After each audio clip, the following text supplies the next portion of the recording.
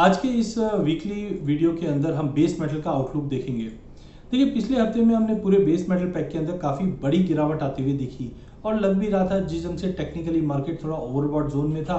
और चाइना से जो अपडेट आई है कि हायर प्राइजेस की वजह से इकोनॉमी डिरेल हो सकती है, उसके ऊपर एक्शन लिया जाएगा, जिसके चलते हमने प्राइजेस के अंदर एक अच्छा खासा करेक्शन आते हुए देखा।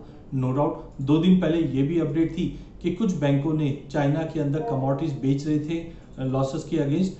वहां पे उनको अलर्ट भी दिया गया कि ऐसे कमोडिटीज को ना बेचे, जिसके बाद प्राइजेस के अंदर एक सपोर्ट भी बनता हुआ दिखाई दिया है। देखिए, लॉन्ग टर्म फंडामेंटल की अगर हम बात करें तो पूरे बेस मेटल पैक में तेजी ही रहनी है। जिस ढंग से हमने देखा ग्लोबल इकोनॉमी को पटरी पे लाने के लिए लिक्विडिटी पंपिंग की गई है, चाहे चाइना, चाहे जापान, चाहे यूएस की बात करें, ये कहीं ना कहीं बेस मेटल की डिमांड को आने वाले दिनों में भी कंटिन्यू रखेगा। बट साथ में आप ये भी ध्यान रखिए चलिए कि वॉलेटिलिटी कंटिन्यू मार्केट में बनी रहेगी। हमने कॉपर के प्राइजेस को 800 का लेवल देखने के बाद 740 तक का लेवल टच करते हुए देखा, बट अब प्राइजेस लोअर लेवल से उभरने की कोशिश कर रही है। निकल में भी हमने देखा आयरन ओर के प्राइजेस में क्रैश करने के चलते निकल में भी भारी गिरावट आई है, बट कहीं ना कहीं आगे जाके स्टील की डिमांड कंटिन्यू मेंटेन रहेगी, जिसके चलते निकल और जिंक दोनों में तेजी कंटिन्यू रहेगी।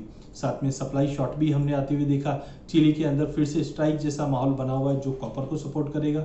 जिंक के अंदर अगर हम ट्रीटमेंट चार्जेस की बात करें तो ये फिर से बढ़ना चालू हो चुके हैं, जो एक कहीं ना कहीं तेजी का संकेत देता है। एल्यूमिनियम के अंदर इन्वेंट्री के अंदर शॉर्टेजेस है और लेड के अंदर भी हमने देखा कि ग्लोबल मार्केट में जो डेफिसिट है वो कंटिन्यू रहेगा 2021 के अंदर, जिसके चलते लेड में भी तेजी रहेगी।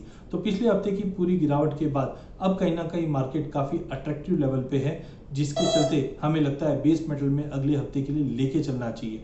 बट ध्यान रखिए क्वांटिटी आप संभल के ट्रेड कीजिए, क्योंकि वॉलेटिलिटी आने वाले दिनों में और बढ़ती हुई दिखाई देगी। अगर हम अपॉर्चुनिटी की बात करें तो कॉपर हमें लगता है कि 740-44 की रेंज में लेके चलिए, 735 का स्टॉप लॉस मेंटेन करके चलिए। 754 का लेवल, 754 का लेवल अगर ब्रीच होता है तो 770 तक के लेवल हम कॉपर में देख पाएंगे।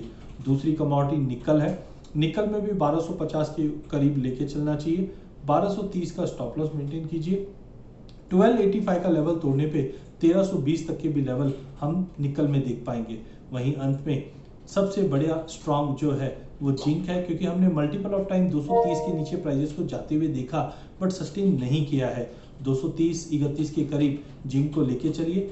236 का लेवल तोड़ने पे 240 तक के भी लेवल हम जिंक में वापस देख पाएंगे। तो ओवरऑल बेस मेटल के अंदर बाय ऑन ड्रॉप स्ट्रेटजी को यूज करना चाहिए। धन्यवाद।